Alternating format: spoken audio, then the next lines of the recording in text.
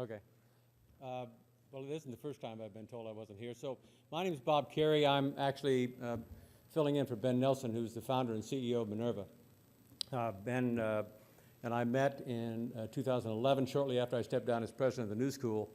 I met him at Palo Alto and believe that the idea that he's got is one of the most important ideas that I've certainly seen in my time, either in higher education or in politics. I spent 12 years in the Senate and 4 years as governor prior to that, and have a fair amount of understanding, in particular, about how higher education itself is regulated.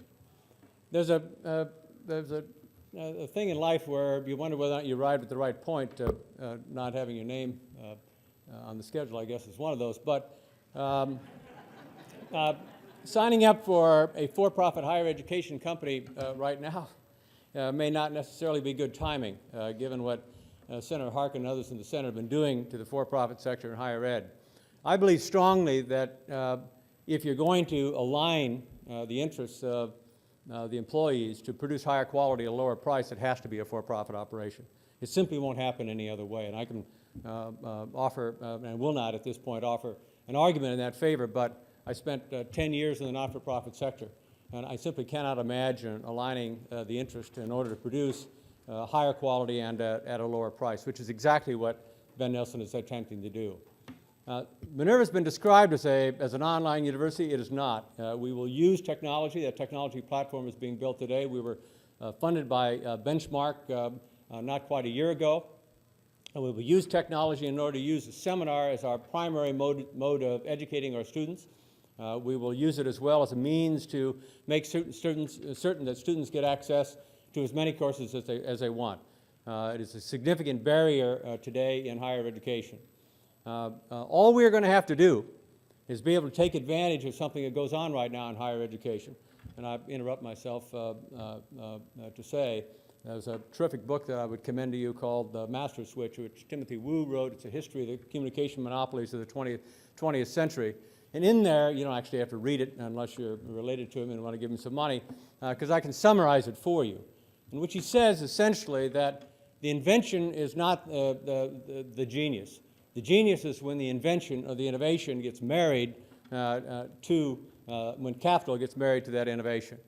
And if, Timothy Wu said, if the system is rigged against innovation, capital will flow slowly.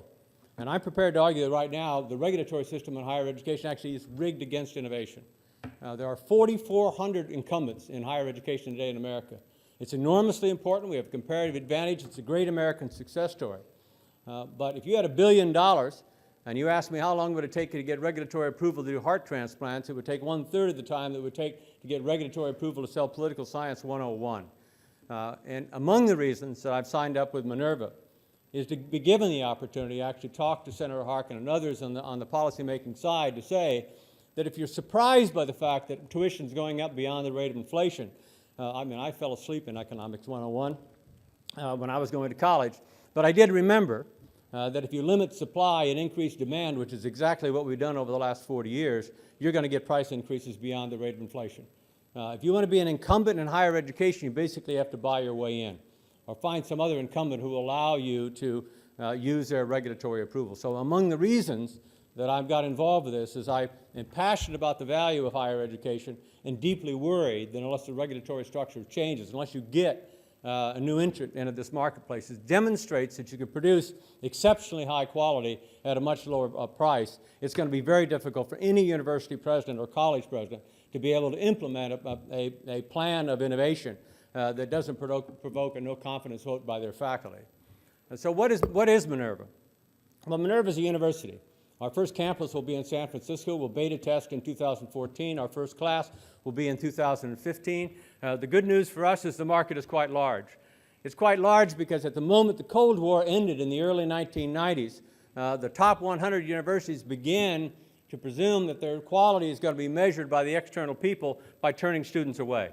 So you had a big increase at the end of the Cold War, a number of students who are eligible, who are qualified. Every single student, according to Harvard, is qualified into Harvard, but only qualified to be a student at Harvard, but only 5% get accepted.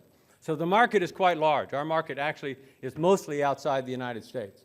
Minerva will attempt to produce a quality education that's superior to what you can get in the top 100 by being able to start from scratch and design the curricula from scratch according to what most people will say the graduate needs to be able to have. I'll just go quickly. I would say, is that the clock right here? Is that what that is? I can't even say hello and goodbye in 9 minutes. So anyway, if you talk to anybody in higher education, in fact, if you go to the websites of most of the incumbents, they'll talk about how critical thinking is important.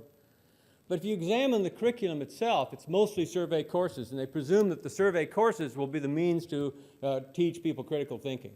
At Minerva, we believe that you can teach critical thinking. So in your freshman year at Minerva, you'll be required to take 4 courses. The first one will be theoretical analysis, the second is empirical analysis, the third will be complex analysis, and the fourth will be intermodal communication. You won't learn everything necessary to be a critical thinker, but you're going to be well on your way. And we believe at Minerva that critical thinking is essential for understanding war and peace as it is for understanding the mysteries of DNA. It doesn't matter what you're studying. If you're unable to think critically, it's unlikely that you're going to be able to be a part of solving the various problems that are out there in the world. And we think both the adoption of that kind of a curriculum with rigorous standards, people have asked me commonly, well, why would anybody go there? And I say, well, it's not for everybody. If you want to be coddled, you're not likely to be a good student at Minerva because we're not going to coddle students. It will not be easy to graduate from Minerva. You'll have to work to be a graduate of Minerva. The graduation will mean something. And I presume there's lots of people in the Valley. The more time I spend in the Valley, the more I discover that people actually are bragging now. Yes, I went to Stanford, but the earlier presentation, yes, I went to MIT, but I dropped out. Well, I dropped out my senior year. I dropped out my freshman year. I mean, increasingly, it's not that I graduate. Increasingly, it's that I get accepted at the college in the first place. It'll be different at Minerva. It will not be easy to graduate, and you can actually fail a class. Caltech right now is the only higher education institution where that is actually possible on a routine basis. We're confident we can be successful. You know, I've been here for now a day and a half. What I love about all this stuff is that it's very binary. People either succeed or they fail, and there's no whining in between. We don't expect to whine if we don't make it. We think that we will. We think as well that we'll allow the policymakers in Washington to see that they've got to change the regulatory structure. Otherwise, in my view, higher education in America is at risk of losing their comparative advantage. Thank you very much.